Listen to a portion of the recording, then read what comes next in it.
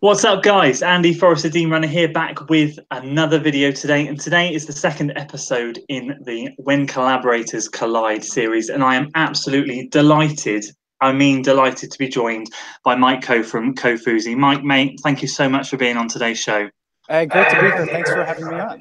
The idea of this series, if you guys are watching now or will be watching later and you haven't seen the first series, is I'm trying to reach out to other YouTubers, other running YouTubers, vloggers, and kind of delve into the filmmaking process. I think for a lot of us creators in particular, and the people that are inquisitive about creating, it's interesting to know how videos are made, how the thought pattern is put together of, hey, you know, what shall I film a video today? So today we are indeed tapping into the mind of Mike. So Mike, without further ado, just introduce yourself, mate. Tell people what your channel is and tell people what your channel is about.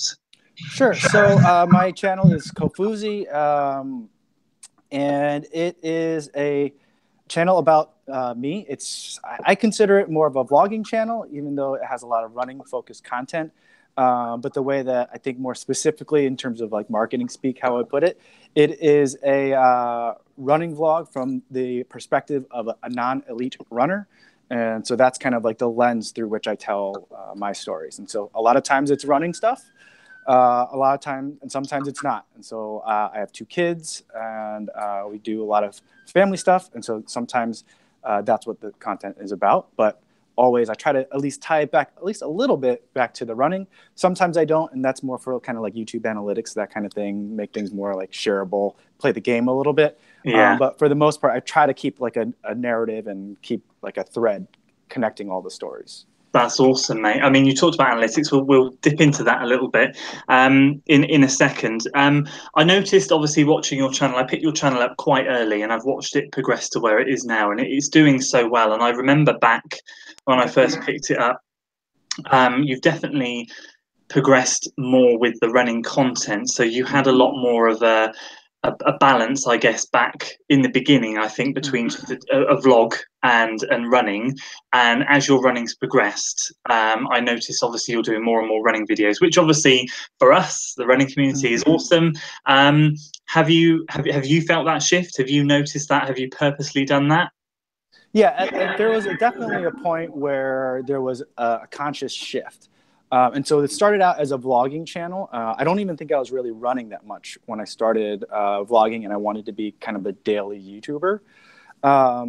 And at a certain point, you know, I had thought about, you know, what's my story? What am I really telling? And, you know, you keep hearing all these people, if you're watching the people that try to help other YouTubers, say you have to have a focus, you have to have some sort of kind of niche audience that you're looking to. You can't just be, say, like a gamer. You have to focus in on specific kinds of games or types of games, or have like some sort of area. And what seemed to resonate for me, the kinds of videos that I started liking more, were running videos. And so I was running more. I enjoyed kind of keeping track of running on through a variety of different apps. And then I thought, I'm already daily vlogging, and with daily vlogging, you're always trying to figure out, what can I film today? And so the two kind of like started happening together. And then at that point, I just pushed them together. And at that point, I tried to say, like, you know, at least 50% of the content is going to be running, and the rest of it, I'll at least try to like tie in. Yeah, I admire daily vloggers, because I think to myself, I wake up in the morning and I think, oh my gosh, if I don't have a clear picture in my head as to what I'm going to talk about today, I'm just going to stress all day until I think of something. And then obviously, of course, it's not only filming, but it's then the editing. And obviously, you know, as you've highlighted, you've got two young kids. It's very difficult to work all day, come home, or go for a run in that day, come home, and then sit down and edit as well. So I've always really admired daily vloggers, and mate, you do such a fantastic job. And obviously balancing it all up, it's great. And I actually think the balance you have is perfect, because obviously you put out a lot of running content, but actually when people connect to a channel, I think, this is my opinion, and people might share my opinion, but in my opinion, obviously you kind of want to get to know that person a little bit more. And so it's really nice to get just little snippets, little insights into what else you do, daily life. So just little things like your run commutes. So you run to work. So that's quite interesting, because, you know, you're blending in work with work with running. You've then talked in the past about how you know your diet. I remember you talking about you being vegetarian for reasons for your wife. I remember you talking about how you mix up picking your kids up from daycare and trying to fit your running and just make the whole picture. So I think what it does, especially for me as a viewer of your channel, is it builds a fuller picture. And as someone that is inquisitive, I guess it's nice to know. So you've definitely got a great balance. Now, if we take a snapshot of where you are now with your channel, we've highlighted the fact that there was a definite shift in more running content. But if we look now compared to back in the beginning, other than the fact that you've shifted towards more running content, what are the changes you've noticed, I guess, from putting your vlogs together to now? Has there been any change in the process, or has it literally just been a constant throughout? I think the biggest change in the constant in the process is that it's more kind of regimented. So like I have a workflow down, and that's kind of the biggest change. And I don't think that would have changed that much if I had stayed more kind of general vlog content versus running content. It's just more having done this for a little bit longer. So I kind of have a better feel for like, do I have enough footage for today? Do I have an idea of what today's story is going to be like? And like, here's about how long it's going to take me to edit it. And so those kind of things I have a little bit of a better handle on. And so that part is changed. But otherwise, a lot of the creative process isn't that different, except, you know, running vlogs are really nice for someone in kind of my situation, because a lot of the family vlog content that I was doing, you know, I was doing stuff at like museums and zoos, and I still do that. But I found it really hard to be involved in the family outing and vlog the family outing at the same time. And I found that a little bit frustrating. I've always kind of had that tension because I've been like a bit of a shutterbug for a very long time too. So I was still always kind of that guy. But it became like too much at a certain point. And so that also helped push the shift as well. Yeah, I can completely understand, mate. I mean, I try and keep my vlogging, my running separate to my family. I mean, my wife is not a runner. My kids, they do junior park run, they run, but you know, hey, they walk around the house with the camera going, "Hey, Andy, Forest Dean runner," and you know, they mock me and they have a bit of fun with it. But I do keep it separate because there's an element of invasion into family time, and as much as you want to film and capture it, as you hit the nail on the head, you kind of end up pulling yourself out of that moment in time. And actually, as much as it's nice to have it on camera, I personally think it's nicer to be in that moment and have those emotions and feelings at the time. And as you said, you kind of you separate yourself from that moment and go, "Hey, I'm going to get this on camera," rather than, "Oh my gosh, this is happening right now." So, as you said, I get totally where you're coming from, and it's that's a really interesting point. And I'm sure that's what a lot of people come up against when they are vlogging, especially with their families. Unless like their whole family's on board with the idea, it's very difficult to get that sensible mix of filming. And so by you saying you're doing it less now, I guess is probably a good compromise, because hey, you might go to a museum say 4 times in a month, but maybe one of those times you're going to record it, the other 3 times you'll just go with the flow. So that's awesome, mate. If we take a snapshot, as I said, we've talked about the past. We're moving into the future. You talked about analytics and things like that, playing the game. It's very important, I think, to play the game. I don't play it enough, but I know exactly what you mean. Moving forwards into the future, where do you hope to see you taking your content? Do you see any changes in your content, in the type of content? Do you see any changes in the style, or are you just going to keep plugging away at what you're doing and just, you know, keeping it as not so much as a hobby, but keeping it as the same? Or do you envisage any changes? Yeah, I mean, I don't have a very specific plan laid out in terms of the future direction. I'd like to grow. I'd like to do. I'd like it for like the ratio in terms of like running versus non-running content to probably shift more towards running, but that would really require me to run more. And so like some of the goals that I had for this year were to, one of them was to kind of get invited to a race, even if I have to maybe invite myself. I remember, mate. Yeah, but those kinds of things, I would like to have more of that, so I could have more of kind of an inside look at running events or other kind of aspects of the non-elite running community. And so I see that that's where it's going. I kind of want to be the everyman for everyone else that can't go to, say, like a dozen races a year. Not that I want to race a dozen times a year, but just so I can get more of that kind of content out there. So not really a reporter. I don't want to report, but I also don't want to go with like the full-on kind of like Billy Yang route where like event is like a full-length motion picture. But kind of maybe somewhere in between, maybe more of a vlogging take on that, or more of kind of like first-person experience. But something that's more than kind of what people might put on their like Instagram story when they go to a race. So somewhere kind of in between there, I'd like to have more of that kind of content. Whether, I'll have the growth or the kind of the reach for that, I don't know. I'm very happy with what I'm doing now. But, I still have the same kind of struggle that everyone does, is like, this is like, you've done this run home so many times. You've done this route so many times. How many times can it possibly show the same run? I still have that struggle too. And when I have that struggle, that's when I usually think about, is this still what I want to be doing? You always reevaluate about once every season. By the end of a season, once I'm like tired of, snow, or once I'm tired of spring or tired of heat, I kind of get into that rut where I'm like, all right, where is this going? And you reevaluate. But I like the trajectory now. There's been good growth since I kind of made it a running focus. And I'd like to dig deeper into that. So that's kind of a very long-winded way of saying, no, mate, like definitely, kind of stay the course. That was perfect. I mean, you touched on it a little bit there, and I talked to Chris about it in the previous video. Like when he was injured, for example, when he got injured, he ended up going out filming races, and so he got like invited to a race to go and film it. He has a drone, and obviously like yourself, and some decent equipment, so he can go out there and he filmed for. And I think he did it as a favor, maybe. I'm not sure. I don't think we got into that, but he said it was such an awesome perspective to have.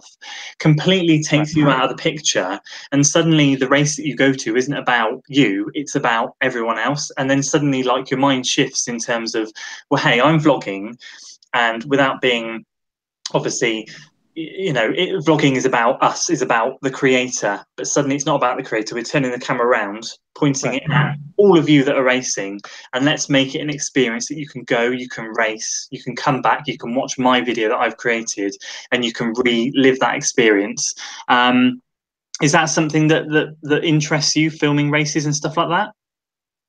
Yeah, I like the idea of races, and that's kind of one of the examples I mentioned. And I remember seeing Chris's video too when he originally posted it, and I like that kind of thing. But I mean, the other kind of direction that I could see it going, I don't know how I would make this work, but kind of like when I have like daydreams, like wild daydreams about like where this could go, is some of my favorite running videos are when very elite runners make very like cinematic style videos. And when you think about when very elite runners go on their like very slow long runs, I'm like, maybe I could keep up with that.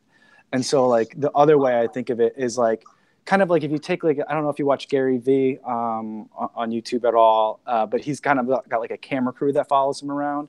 Other videos like that, and I've seen a couple of channels that are starting to pop up where some more elite level runners are like have people following them around. Usually it's their coach on a bicycle, like Sage Candidate, Sandy will sometimes follow him around on the bike, And so I like that idea, but making it much more cinematic. Like if I could get involved, maybe not on a full-time basis, but if there was like a running camp or some sort of more condensed session that I could participate in, kind of. That would be very, very cool. How I get there, I have no idea. But like those are the kinds of films that always like, that's what kind of inspires me. Like Ben Barrows did one when he was training for the Houston half, and so like that I thought was just amazing. Oh, the one he did in the snow. He got his friend to film it, didn't he? That was amazing, right? Oh, man. He had such good like drone footage, and it was like he was running like 6-minute miles in snowy, icy conditions. And it just blew my mind. Mate, Yeah, so like things like that. That's what that's what inspires me to keep going, and those are the kinds of videos that I like to watch.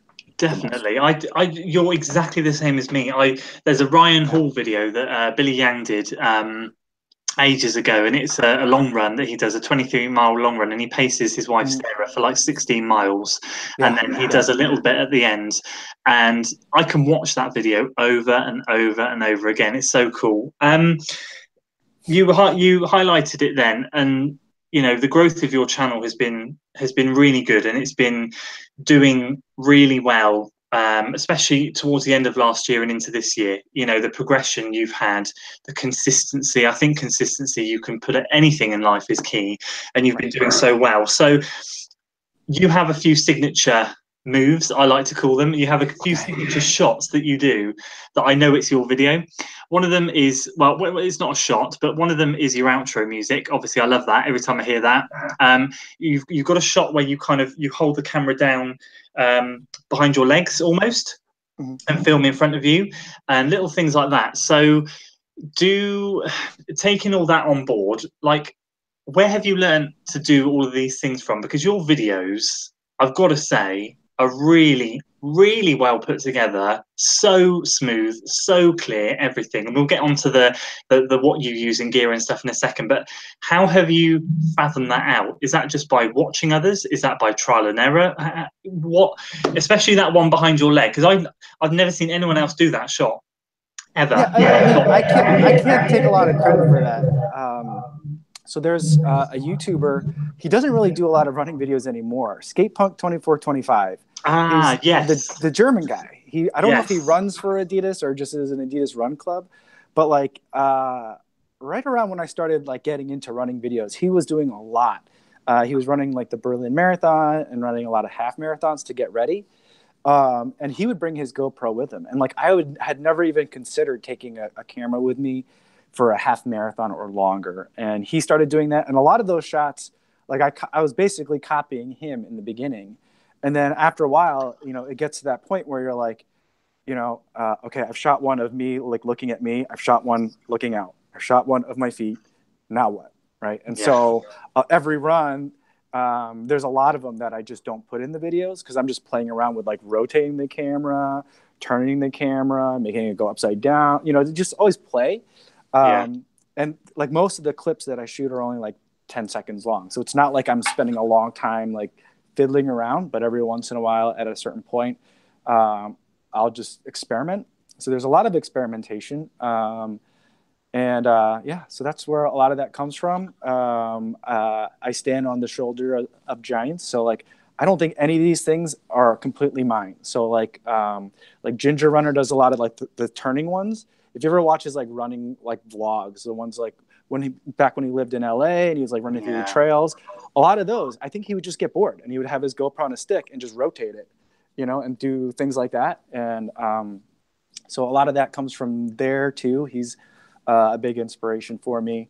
And then a lot of the other big YouTubers that don't run that are inspiring to me are the ones that are usually on bikes or boards or skis. So like skiers and like longboarders tend to do a really good job with angles.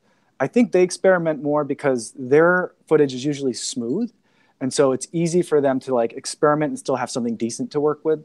And so like they're also like tend to film themselves more than runners do. And so I end up watching a lot of those guys, even though I don't really ski or longboard. That's another source of inspiration for me. Mate, that's so cool. That's brilliant. And just before we delve into the technical side, guys, I can see the chat. I can see lots is going on. Guys, if you have any questions for Mike, drop them in the chat. Drop them in, and we will ask him at the end. I can see people are commenting and doing bits and pieces. People. I'll just read a couple of them to you just very quickly now, mate. Seth James Moore said Kofuzi. Michael Rosser runs. Bays187's just subscribed to your channel. Run with style, mate. There's a few in there at the moment. So, guys, any questions for Mike? Fire them in there, and we're just going to carry on now with the technical side, the equipment, what you use, what your setup is, software, all of that good stuff. I'm going to chip in before you start, because you did a video. I can't remember when it was, but you said a couple of running essentials that you have, and they were this thing and this thing. Now, I didn't have either of them until I watched your video, and honestly, both of them are brilliant. And do you know what? I know we're talking in different currencies here, but this together combined must have cost me about £5, which is probably about $8 for you, like combined. It's insane, and it transforms the way that I film. I mean, this thing in particular is great because it just, rather than holding the GoPro, and you said in your video, obviously you get webbing when you're holding it like that. You sometimes get this webbing in your in the shot, like I did on my last video, because I didn't have this thing because I was trying to run quicker. On my slow longer runs, take this out, hold it like that, can hold it so steady, can change the so you can put this down. I often put that down, run past, turn it round, run back the other way, do all of that good stuff. What a bit of kit. So other than those two things, tell people what cameras you're using, what, you know, everything about the setup. Sure. Those are the two most important things that I use, and I have them on me now. I run with them every day. The camera that I put in the GoPro mount is a GoPro Hero 5. I think, is it still black or plus, or I forget how it goes, but the GoPro Hero 5. I haven't upgraded to the 6. I'm not sure that I will. A video that I've been meaning to make for a long time is about why I won't upgrade my GoPro for a long time, but the GoPro Hero 5 black is probably the main one that I use, and I'm even using it more for regular vlogging too, more just for convenience than anything else. But the settings I have on that is when I'm running, it's 120 frames per second wide. So that way I could slow things down in slow motion. Slow motion is my best friend. That's probably like the third most important thing other than the GoPro mount and the cell phone mount is slow motion. Being able to slow down from 120 to 30 frames a second. And then if I'm using the GoPro for more regular vlogging, I'll move that to 60 frames a second and linear so that it's not so fisheye lens. And once you drop it down to 60 frames per second, then you take advantage of the software stabilization, which is not available at 120 frames per second, unfortunately, on the GoPro.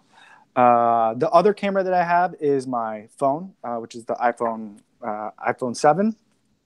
Yeah, iPhone 7. And that one, I usually will shoot that one at 120 frames per second at HD on the rear camera. And so that's what is a lot of the low ground shots is I just put the phone in the holder on the ground, and then I'll run past it, and then I'll run back.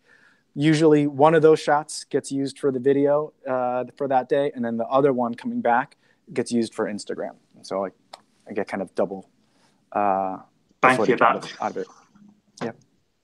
Awesome. And those are the two main ones. Other than that, if you ever see me like talking like straight on, that's the Sony a6300. That's probably one of my favorite cameras I've ever had. But I just don't use it. I'm using it less and less in terms of run and gun. It's becoming more of a stationary camera. Even for vlogging days, I find myself using it less just because, you know, I got a baby, I got my daughter, and there's only so many pockets that I have, you know, and so I'm using it less and less. As tiny as it is, it's still too big. So. Is that the one that you bought the different coloured lens for? Because you had it was a black camera, then you bought a silver lens off eBay. Is that the one? That's the one. That's the one. Yep. I remember. Yeah. No, mate, that's incredible. I'm gonna have to go and have a look at my GoPro settings now because I'm not 100% sure. I have the 5 as well, and I film mine in linear mode. I know that much.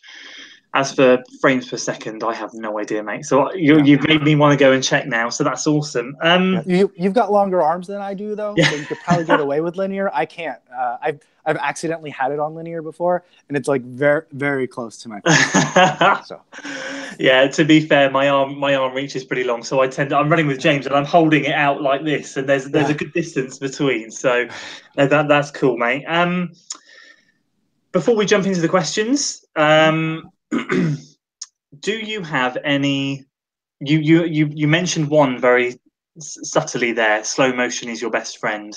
Do you have any other tips for any other YouTube channels, not without obviously giving away your secrets and things like that, do you have any tips for other running YouTube channels out there that you can give that might just help them in some way, shape, or form?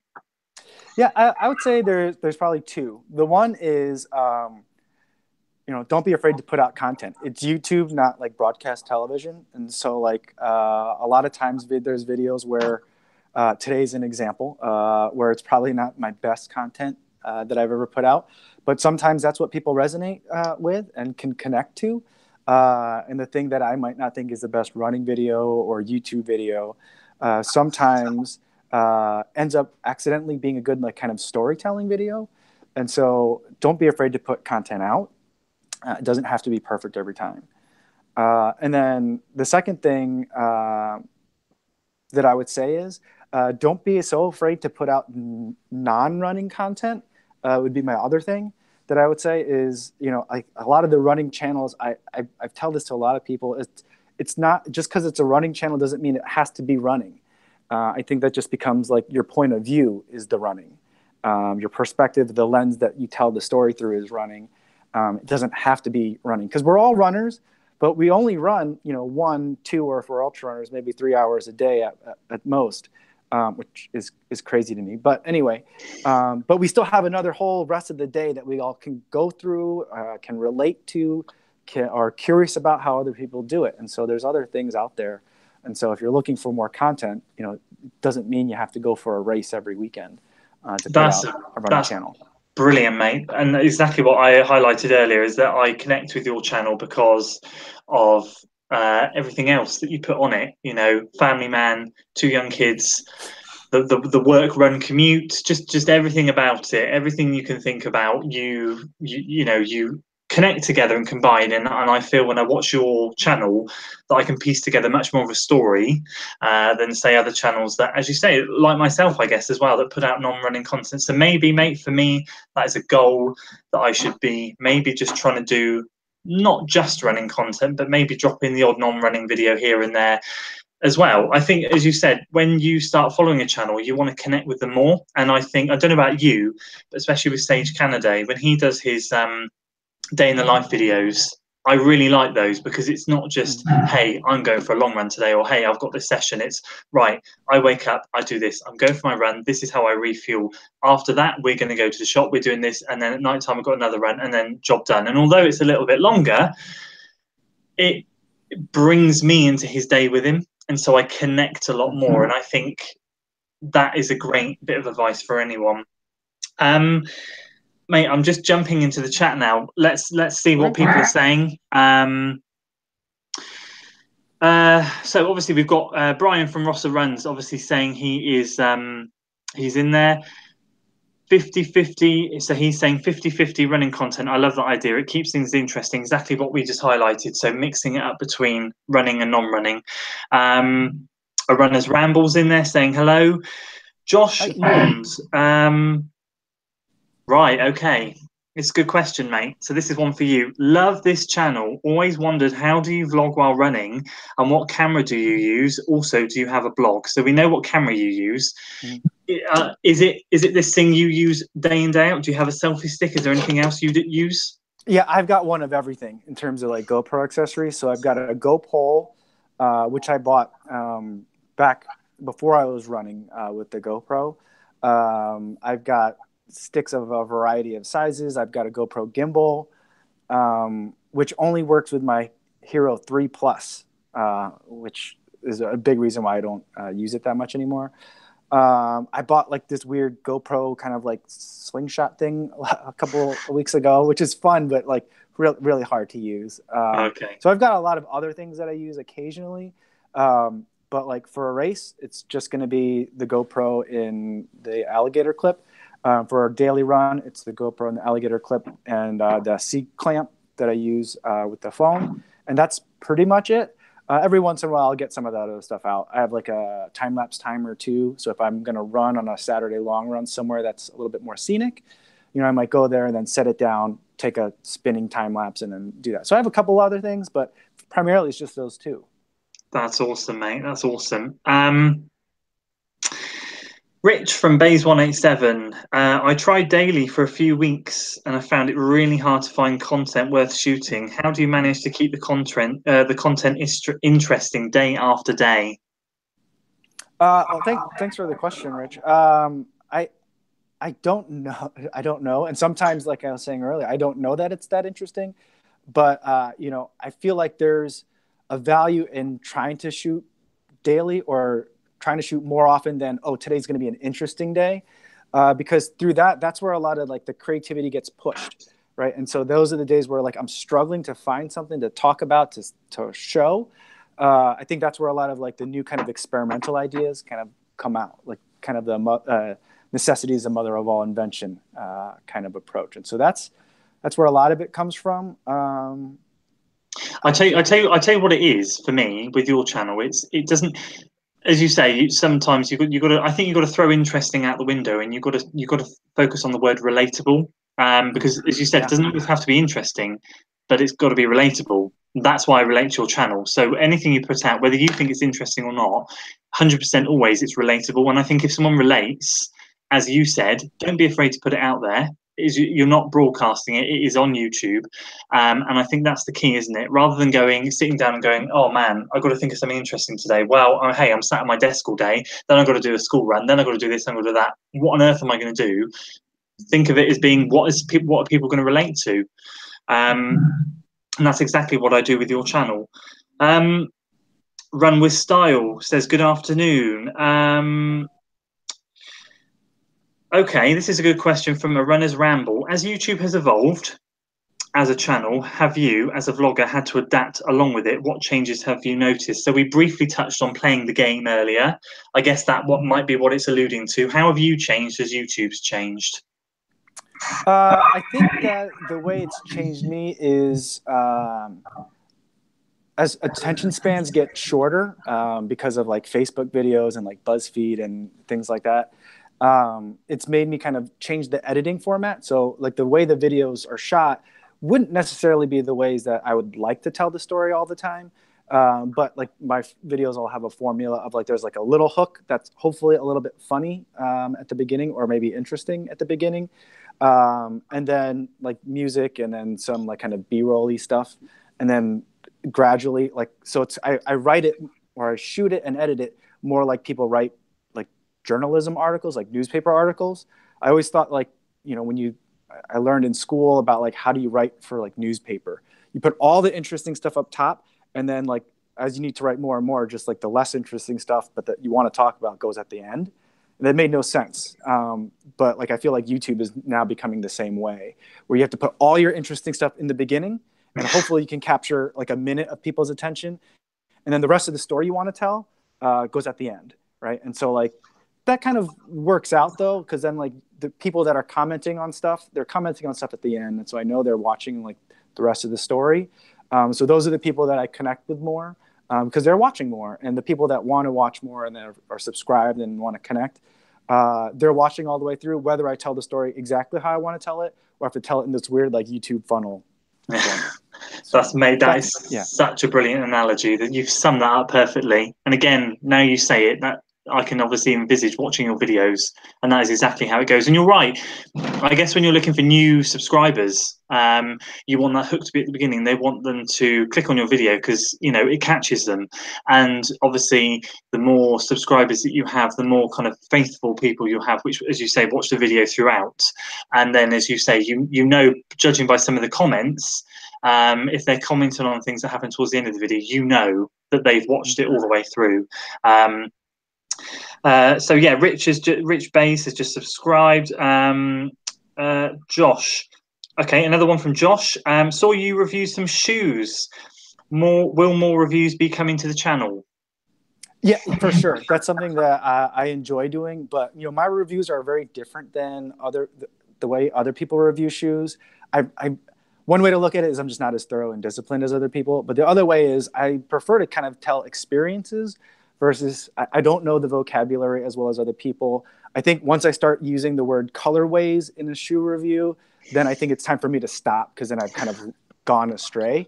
That's great for other people. And I love that other people use those terms and know those terms. And that's what I look for when I watch a shoe review. But kind of like I don't want to do a shoe review the way other people do shoe reviews. I like the way that I do them. So I want to show you it a little bit, run in it, and then tell you about it a little. I'd like to do more. And so this year I'm planning on branching out from my normal like Pegasus that I love. And so that's where I tried the Saucony Ride GTX 10s, or Saucony Ride 10 GTXs over the winter, and then the Saucony Kinvara 9s I'm trying now. I'm going to try a couple of other different brands this summer because I'm going through a lot of shoes now. So I'm trying to hit like 40 miles a week, and that goes through a lot of shoes. So it gives me a lot of ample opportunity to get new shoes to try. Ideally, I'd like to get to a point where people are sending me shoes. That would be lovely. But Definitely. I think that's not going to happen anytime soon. But until then, as I need new shoes, I'll buy new shoes, and I'll tell you guys about the new shoes. That's awesome, mate. And I totally agree with you. If I sat down and did a shoe review, I would probably go, hey, this is the shoe. Look at it. It runs. I run really well in it. The laces tighten well. The heel's good. And I just, technical wise, I watch Ginger Runner shoe reviews, and I just go, you must have a degree in shoe reviewing. I don't understand half the stuff he says, but you know, like you say, you want to kind of do it in your own way. And like him, I guess he probably gets sent his shoes to review and test out. And he, to be fair, he runs in them first. He doesn't just get a shoe and go, hey, look at it.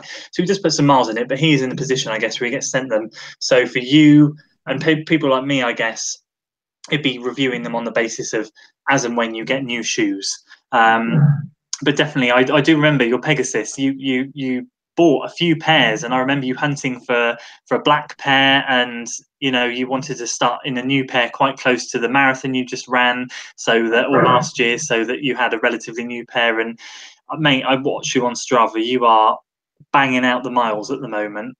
Thank you. Yeah. So Seth is in the chat saying, hey. Hey Seth, congratulations on the new baby. Yes, definitely. I did a little post in our Facebook group. You should join it, actually, mate. If you go on Facebook, there's a group called Run Films Connect, and it's where a lot of us filmmakers go in and post ideas and things like that. So check it out. And I posted in there and I said, congratulations, mate. All seems to be good. And he was super pleased because he managed to get out for a decent long run the day after as well, which is amazing. My wife, if that was me, my wife would have killed me. But fair play to you, mate. So Brian from Rossa Runs, we'll just a couple more questions and then we'll wrap this up. So Brian says, I love the slow motion you do, the short and steady clips. I try to mimic what you do. I love your style. So that's cool. And he says, do ultras interest you? Slow and steady, slow paced 100K, 100 milers? Is that something on your bucket list in the future? It's not. It's not. I was actually looking at an ultra for later this year. It's in Oklahoma City in the United States. And it's known as the shortest ultra you can run. I think there's like a 0.3 of a mile, like little like excursion from the main marathon route that you can take. So I don't really, not right now. I'm not considering ultras, but as like the marathon training progresses, I do think that at some point I'd like to run something that's longer than 26.2, just because I have a real big mental block. And I was actually tweeting some people in regards to something Hal Higdon had tweeted about like the wall and like hitting the wall. And like I have a really big mental block there. So I feel like if I can get into a race that's maybe 30 miles or more, 50K or longer. I know that 50K is not 30 miles, but that might help me in terms of like mentality, slowing down some of the longer runs, but mostly like mentally. So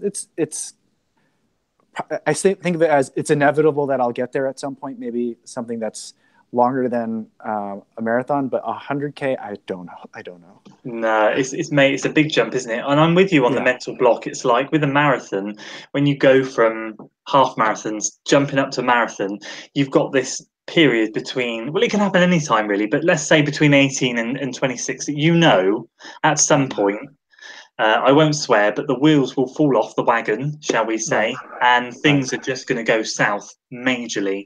And until we become experienced, and I'm saying we because I'm in the same boat as you. I've only run 2 marathons so far, with a third coming up soon. I class myself still as quite new to it, so until I do it a lot, like I do half marathons a lot, I know a half marathon. I know when to push. I know when not to push. I know how to be sensible in a half marathon.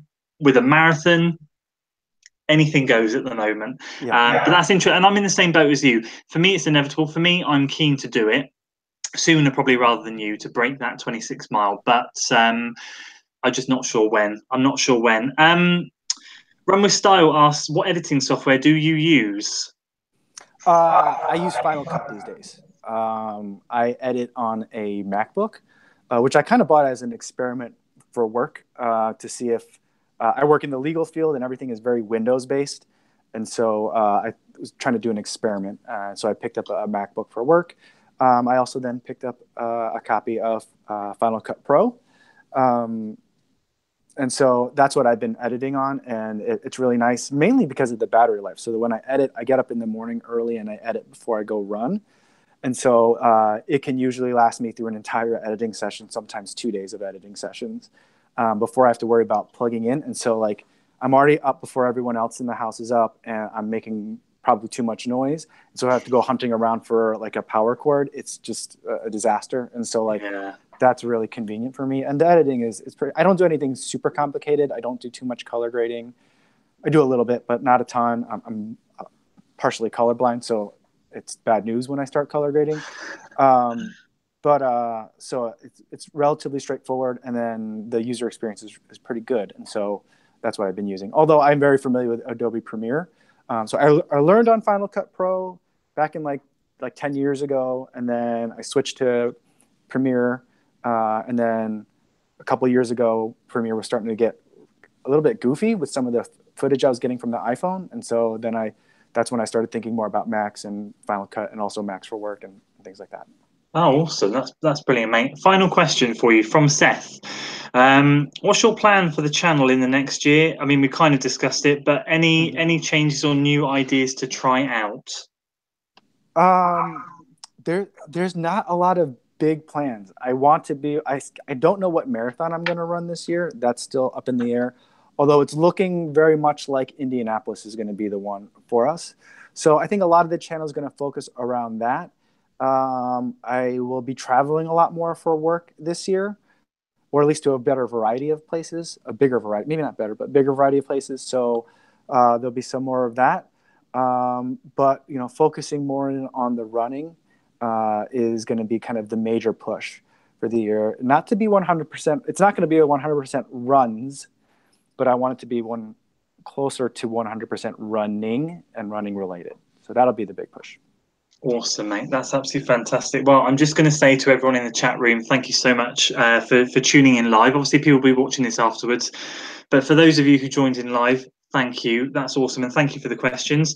And all that's left for me to say, mate, is thank you so much for giving up your time today to talk to myself and my followers about the video process, just everything that goes into your YouTube channel. You have been you've been a big inspiration to me to watch on a regular basis. As I said, I connect with your channel a lot. I've been following you for a long time, and I do know that a lot of my followers also follow you as well. So, mate, thank you so much for giving up your time. Thank you so much. It's immensely flattering to be here and to talk with you. It's great to talk to you in person. And I'm just so flattered that there are so many people that are tuning in live and commenting on the YouTube channel and in chatting with us today. It's awesome, mate. Absolutely awesome. So that, guys, is where we leave it. So thank you all so much for tuning in to another episode of When Collaborators Collide. If you are enjoying this series and want to see more collaborators on the channel, please do hit that thumbs up button so I know you're enjoying the content. Of course, please do share the video with your friends and subscribe to the channel if you are new here today. All that's left for me to say once again is thank you, Mike. Really appreciate it. And guys, I will see you on the other side of next week with the results from the Newport Half Marathon. Until then.